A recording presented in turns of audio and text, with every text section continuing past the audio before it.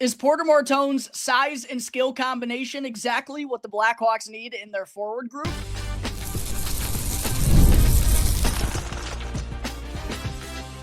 You're Locked On Blackhawks, your daily podcast on the Chicago Blackhawks, part of the Locked On Podcast Network, your team every day.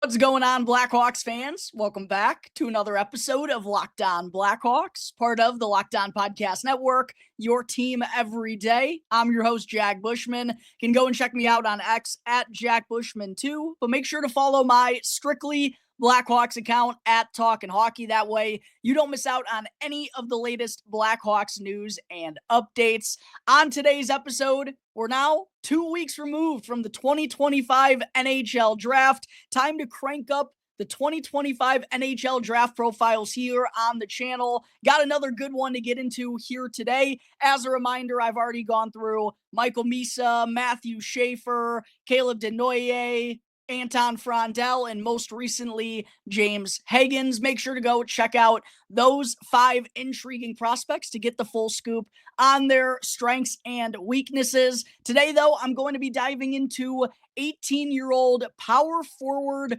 Porter Martone, who's actually the oldest of the 6 prospects that I've broken down so far here on the channel. Turned 18 back in October, so actually much closer to turning 19, and is actually even older than James Higgins. Almost a full year older than Matthew Schaefer as well, who, of course, isn't going to turn 18 all the way until September, just 2 weeks away from being a part of the 2026 draft class. But for Porter Martone, 6'3", as I mentioned, power forward build, listed at around 205 pounds, tallied 98 points, 37 goals, and 61 assists in 57 games as the captain of the Brampton Steelheads of the OHL this past season, formerly the Mississauga Steelheads, where, of course, Blackhawks defenseman Ethan Del Mastro used to be the captain. But for Martone, his 98 points this year were good for 7th in the OHL and also second most of any draft-eligible player in that league, and a nice uptick from the 71 points that he tallied in 60 games the year prior, 33 goals and 38 assists.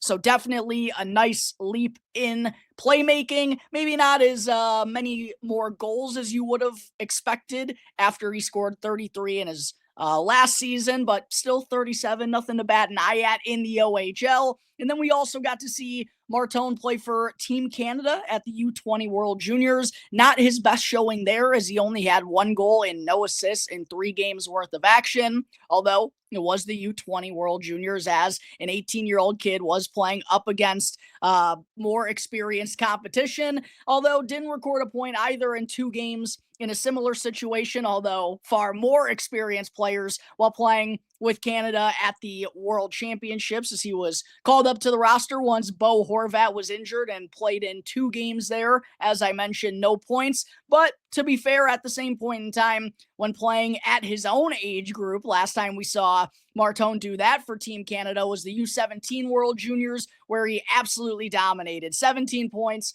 5 goals, and 12 assists in just 7 games to help Canada win the gold medal. So lots of interesting kind of give and take here on Porter Martone. Very interested to go through the rankings here next on where everyone, top analysts and scouts in the industry, sort of have him rated. Elite Prospects kicking things off had Martone ranked 3rd. Bob McKenzie had him 4th. Craig Button has him 4th as well. Tony Ferrari, the lowest of the group on Martone, has him at 6th.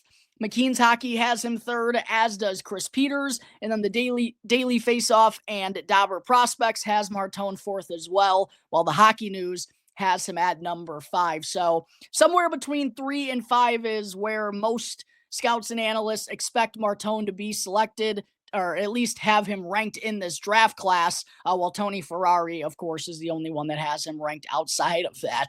Diving into Martone's strengths and weaknesses. First off, when you watch him, I think the first thing that stands out is he has really impressive playmaking ability for a winger, especially, as I'll get into here in just a moment, during his weaknesses. For someone who really doesn't have that top tier skating ability, he has really good vision, really good hockey sense and anticipation, kind of like James Hagen's, eyes in the back of his head at times, makes these passes that you don't think are possible, or you're not really sure how he was able to see it developing with so much going on around him. But really savvy playmaker. I think there's a chance that's his best attribute at the next level. And then he pairs that with a pretty diverse goal scoring makeup. He can be, a shooter, can beat goaltenders cleanly with his wrister, pretty solid power, really sound curl and drag, really good mechanics on that shooting ability as well. And then I do think, he can shoot one-timers. I think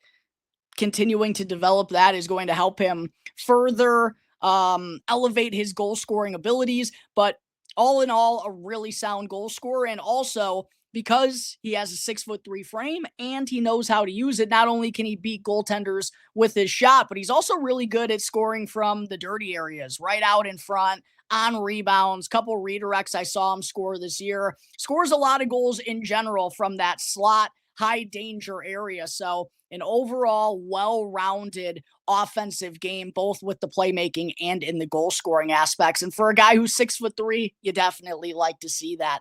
He's also a pretty physical player. He knows how to use his size to his advantage. Holds defenders off of him pretty well when he's carrying the puck or working it in the cycle. Also can, be physical and lay players out from time to time. I wouldn't say that's like a consistent knack of his. And I do think there's another level for him to get to in that aspect to truly turn into the type of power forward that's going to make him worth a third overall selection here for the Blackhawks. But I do think overall his desire to throw the body around is going to work well once he continues to gain experience, get stronger. And, as a team who's selecting here early on in the draft, you want someone who has traits that you think can transition well when the games matter most, aka the Stanley Cup playoffs. And I do think that's another intriguing attribute here of Porter Martone. And then he also has incredible hands for being a big man. And this goes into his goal scoring. Like I mentioned, really good curl and drag wrister, overall good shooting mechanics, also helps him out in front of the net and on redirects. And it just helps him with his transition play, again, for someone who's not an elite skater. He's truly one of the best danglers in this draft class, and it really helps him maneuver around the ice and also elevate his playmaking ability, and can work really well in tight spaces. It's not only like the transition deeks, it's out in front, getting to that loose puck and finding a way to put it on net, or getting it through another body when there's a battle going on along the wall to scoop that puck out and find more space or go and find a teammate. Works really well in tight spaces because he's got those quick and good hands, and he thinks the game at a high level. So a really strong offensive makeup here for Porter Martone. There's a reason why he's one of the most intriguing forward prospects. There's a reason why he was one of the highest scorers in the OHL this year as a draft eligible player. But there are some weaknesses to his game as well. First and foremost, the one that we got to talk about, as I've already mentioned, it's the skating. And not only is he not a top tier skater, he doesn't really have the best mechanics. So I think there is a little bit of a concern about how much he can improve in that area and how much he can further develop that trait.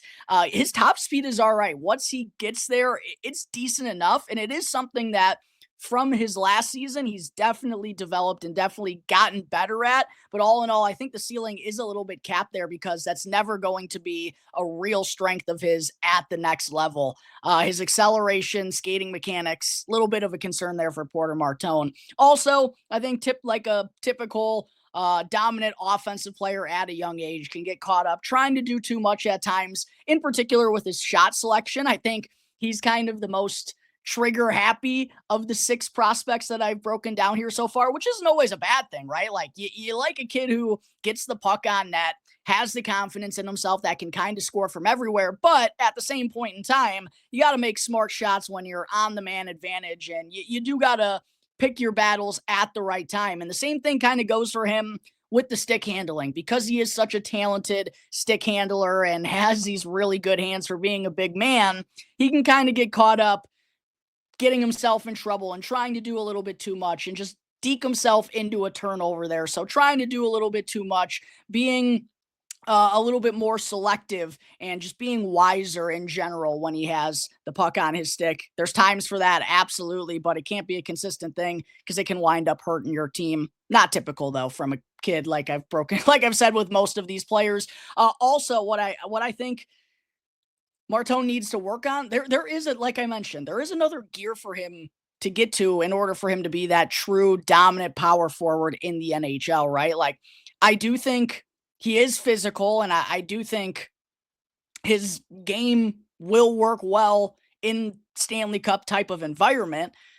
But I do think there's still another level for him to get to be that, again, true power forward type kind of goon like we see Matthew Tkachuk or Sam Bennett be. And again, Matthew Tkachuk is a player comparison here, as we'll get to that point here in just a second. But I do think in general, there's more consistency overall in his 200-foot game and in just being a little bit more scrappy, being more engaged along the boards, right? I think he does have a good mentality, and it's there at times. It just needs to be there 100% of the time for Porter Martone to really fill out and hit that ceiling. And then also, I'm just concerned if there is that one dominant or elite trait, right? Like he's got a lot of good skills and he's very intriguing, but the playmaking without high level skating ability, I don't know if it's good enough for him to be like a true top liner in the NHL, right? So there's definitely some concerns there. If anything is good enough to be worthy of a third overall selection. As far as his comparison or NHL upside goes, I've obviously, like I just said, talked about Matthew Tkachuk. Brady Tkachuk is another comparison. I've seen young Corey Perry. I think that is a fairly good one for Porter Martone. Another player who I think he kind of reminds me of, this guy wasn't expected to be this type of player, but what he's turned into these last couple of years, Drake Batherson, I think is pretty similar, right? Like not a dominant skater, but a decent 200-foot game, very good vision and playmaking ability, and can be a 20-goal scorer in this league. Drake Batherson's potted 60 points in each of the last 3 seasons and had a career-high 68 this year. I feel like Porter Martone has a little bit of a higher ceiling than that. Like I do think Porter Martone can be a 70-point guy in this league, but I'm not sure if he's going to hit that number consistently because, again, without that speed, I don't know if he has enough dominant playmaking or vision in order to really hit that like point per game plateau in the NHL. So Drake Batherson, young Corey Perry, I think that's pretty fair for Porter Martone. As far as should the Blackhawks select him at number 3, it just feels too high for a winger to go, doesn't it, Blackhawks fans? Especially one that doesn't have that top-tier speed, which, again, is so dominant in today's NHL. And just looking at the forwards that Kyle Davidson has selected since taking over as general manager, it's been all about speed. Interesting enough, though, he has mentioned recently in the media, like, perhaps now it could be a time, considering we do have a lot of undersized, speedy forwards in the top 6. Frank Nazar, Connor Bedard, Oliver Moore potentially as a fringe second to third liner.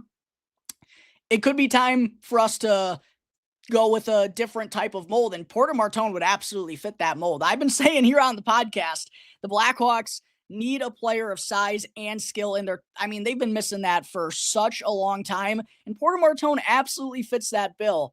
I just think 3 might be a little bit too high. But again, to be fair, I've said that about Caleb Denoye. I've said that about Anton Frondel. And I just think it's more so a weak draft class as well is why I feel like that.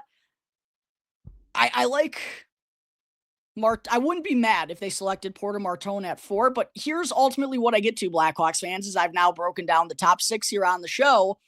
I know James Higgins would be another undersized player in the top 6, but his skill set, to me, it's just not even close breaking down the rest of these guys. Anyone else out there feel the same way that I do? Am I crazy here? I know people like Anton Frondel. I know people like Denoye. I like Denoye probably more than most.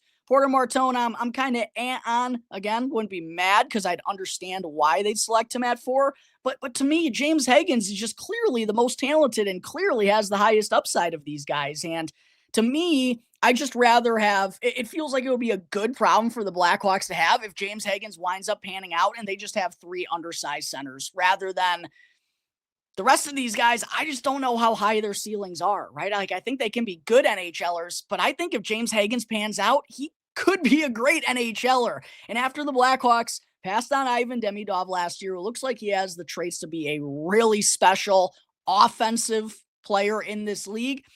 It would just be a tough pill to swallow to pass on James Higgins and watch him to go and develop into something similar to Demidov. I think Demidov has the higher ceiling, but James Higgins, man, he's super talented. More talented than Porter Martone, in my opinion. But again, Porter Martone would definitely check off a box that the Blackhawks have been missing, and that's size and skill in their top 6. Let me know down below in the comment section, Blackhawks fans, what do you think about Porter Martone? You want the Blackhawks to select him 3rd overall? If not, who do you want to see the Blackhawks take? If so, let me know why you like Porter Martone so much. But there is his 2025 NHL Draft Profile here, Blackhawks fans. On tomorrow's episode, make sure to be on the lookout for Brady Martin. We're going to be diving heavy into these NHL Draft Profiles as we're just a couple weeks away from the fun beginning. Coming up in just a moment, coming up here in just a moment, want to get into Corey Pronman's 2025 NHL Mock Draft 2.0.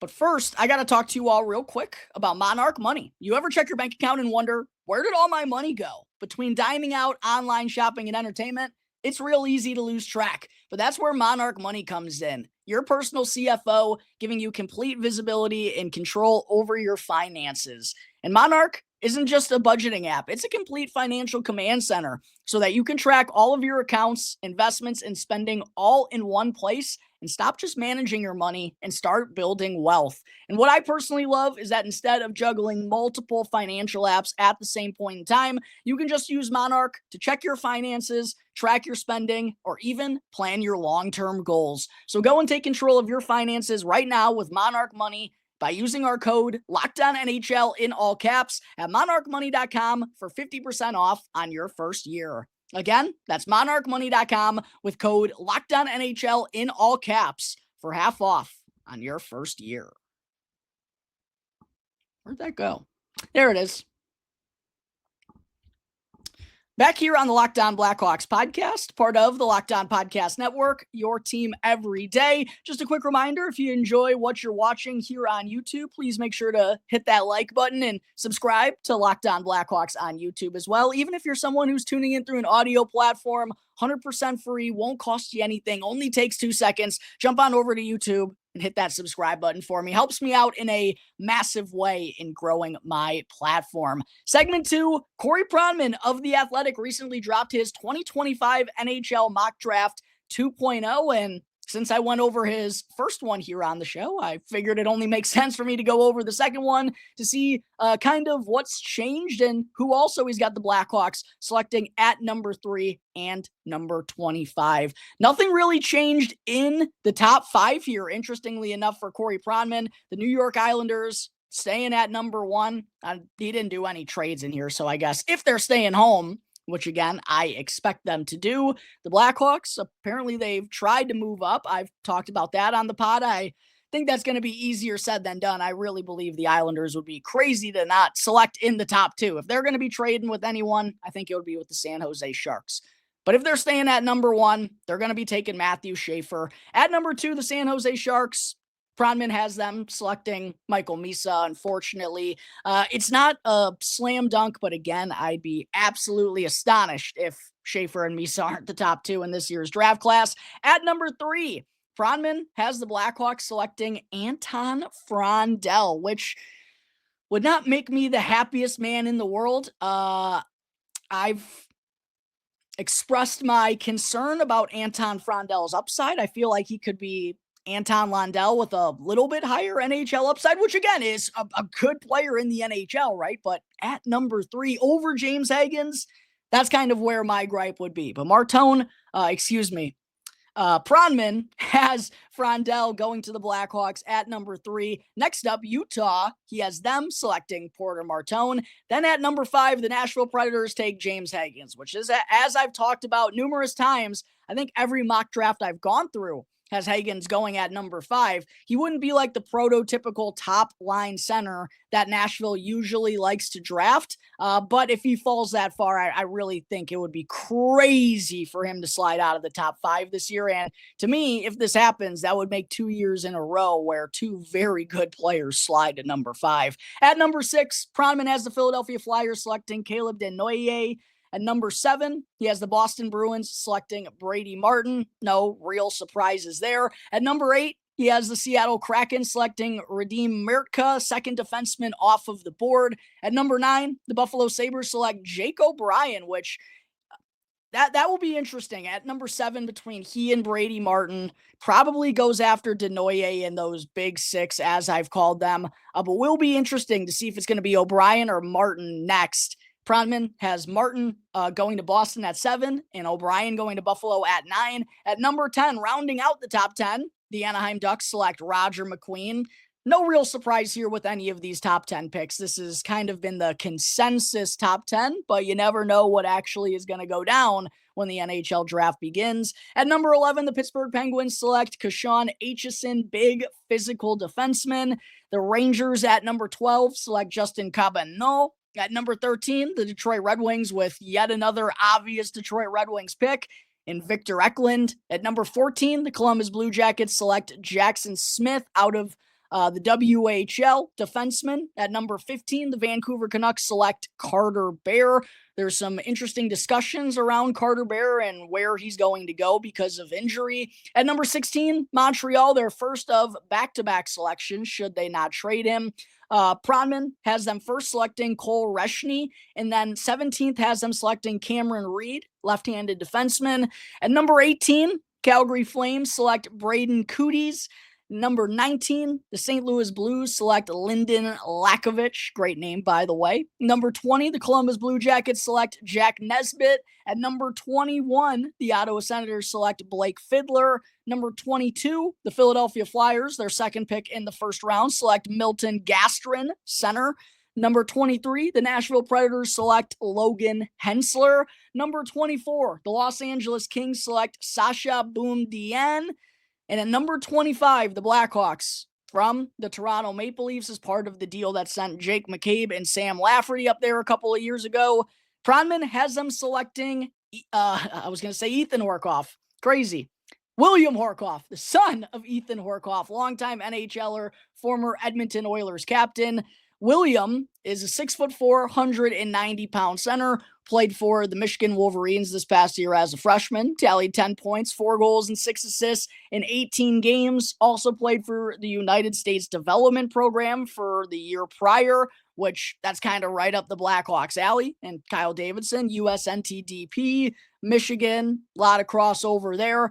But Horkoff is kind of like his pops, a really smart two-way player who can provide physicality with his good size. As I mentioned, he's 6'4", a little under 200 pounds, so definitely still a little bit of room to grow for him, but very sound two-way player. Doesn't have the best offensive upside, usually does it with his size and his ability to kind of lean his way to the net and crash the rebounds. That's the way he generated most of his production during his freshman year. But again, very well-rounded game overall. Very good two-way player, very well-liked according to numerous reports. So that's who Pronman has the Blackhawks selecting at number 25. And don't worry, Blackhawks fans, I'll be diving into NHL draft profiles for who the Blackhawks could select with their second pick in the 2025 NHL draft. But there is Corey Pronman's mock draft 2.0. I'll be going over Scott Wheeler's mock draft 2.0 here on the show relatively soon to kind of compare how he and Corey Pronman are seeing things shaping up as we're 2 weeks away from the NHL draft getting underway. But there is Corey Pronman's mock draft 2.0. Coming up in just a moment before I wrap things up, I'll dissect the Blackhawks' first trade of the offseason.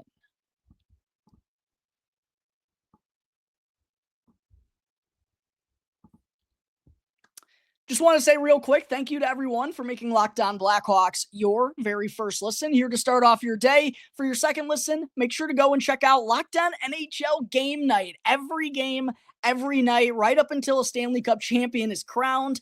And what a final couple of games it's going to be between the Florida Panthers and the Edmonton Oilers. You can get local coverage on a national scale with Locked On NHL Game Night. Check it out now on YouTube or wherever you may be listening to your podcasts. Segment 3, the Chicago Blackhawks made their first trade of the offseason here earlier this afternoon, and it was a real barn burner. Just kidding. They sent Victor Soderstrom to the Boston Bruins in exchange for a 7th-round pick and defenseman Ryan Mast. Not exactly what year that 7th-round pick is for. That wasn't expressed in any of the reports that I saw, but not like it really ever matters. I mean, Louis Crevier did make it to the NHL as a 7th-rounder, but odds are that's not going to happen again for the Blackhawks in these next couple of years. Ryan Mast, by the way, is a 22-year-old right-handed defenseman, former 6th-round pick of the Boston Bruins back in the 2021 NHL Draft. 6'5", 217-pound right-handed defenseman. So adding more size to the blue line back there. Tallied 5 assists, no goals in 37 AHL games with the Providence Bruins last year in his first season as a pro. So no NHL upside there for Mast unless something crazy happens these next couple of years. No real offensive game, but another big body on the right side. And I do think that's important. I actually had someone reply to my tweet that I had on this trade saying, why couldn't they go and get a minor league forward? And yes, it would have made more sense for the Blackhawks to acquire a depth forward considering the group that they have, but they also do need right-handed defensemen considering Artem Levshinov, Sam Rinzel.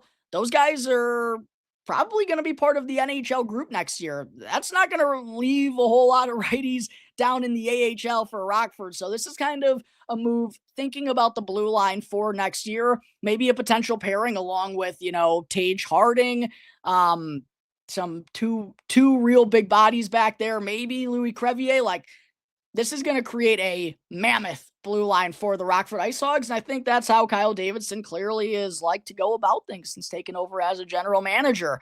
It's not a surprise. You see most teams in the Stanley Cup final or winning the Stanley Cup having a lot of size on the back end. The real news of this deal, though, is the Blackhawks trading Victor Soderstrom, who they acquired back at this year's trade deadline from the Utah Hockey Club, as they were formerly known. As part of a salary cap deal, the Blackhawks also acquired, of course, Shea Weber, who's unofficially retired, but we know he is retired, and Aku Ratu in exchange for a 6th-round pick. Again, is just part of a salary cap transaction there. But Soderstrom was definitely the most intriguing piece of this deal as a former 1st-round pick for the Arizona Coyotes back in 2019, was selected 11th overall, but never really panned out with the Coyotes organization, ended up going back to his native country of Sweden and had a really strong year in the SHL, actually was named the best defenseman in the league. And because of that, there's probably enough interest going around where the Blackhawks felt like it was a good time to trade him because there wasn't really a spot for Soderstrom in their future. It didn't sound like he was willing to come back to Chicago unless he was guaranteed an NHL roster spot, and that just wasn't going to happen considering Artem Levshinov and Sam Rinzel, as I mentioned, are expected to be part of that group. Connor Murphy's still around. You never know what's going to happen with Louis Crevier. There just wasn't that clear path or guarantee for Victor Soderstrom. And from what it sounds like in the reports, that's what it was going to take in order for him to come back to North America. The Boston Bruins, they can offer him that opportunity because outside of Charlie McAvoy, the Bruins are pretty thin on the right-hand side, so there is an opportunity, an open door for Victor Soderstrom to return to the NHL. That just wasn't going to happen here in Chicago, so might as well get something for him if you can, and even if it's a depth AHL defenseman, at least it's a decent one with size at a young age. Maybe he can develop into something, who knows? But we know Victor Soderstrom was never going to develop into anything here in Chicago, but I do appreciate Kyle Davidson taking a chance on him at the trade deadline, right? Like, this is a kid who was having a really sound year. This was before Sam Rinzel stepped onto the NHL scene, so yeah, he was looking good with Minnesota, but don't really know what you have until you officially see it. I think it was worth the risk. It's not like the Blackhawks gave up anything in that deal. It was a 6th-round pick. Didn't expect Soderstrom to work out. Kind of stinks that it didn't, but it's the way the cookie crumbles. We'll see if he winds up making the Boston Bruins roster out of training camp. That will be very interesting to keep an eye on. But the first trade of the offseason has gone down for the Chicago Blackhawks. Not a super notable one, though. I have a feeling there's going to be something notable happening in terms of a transaction within these next couple of weeks. That'll be fun to talk about here on the pod. But that's going to wrap up today's episode of Locked On Blackhawks, everyone. As always, thank you all again for joining me on the show. Be sure to subscribe again to Locked On Blackhawks on YouTube. Please, helps me out in a massive way. Also, go and follow Locked On Blackhawks for free wherever you may be listening to your podcast. That way you can get the latest episode as soon as it becomes available each and every day. Until the next episode, everyone, enjoy your weekend. I'll see you next time on the Locked On Blackhawks podcast, part of the Locked On Podcast Network, your team every day.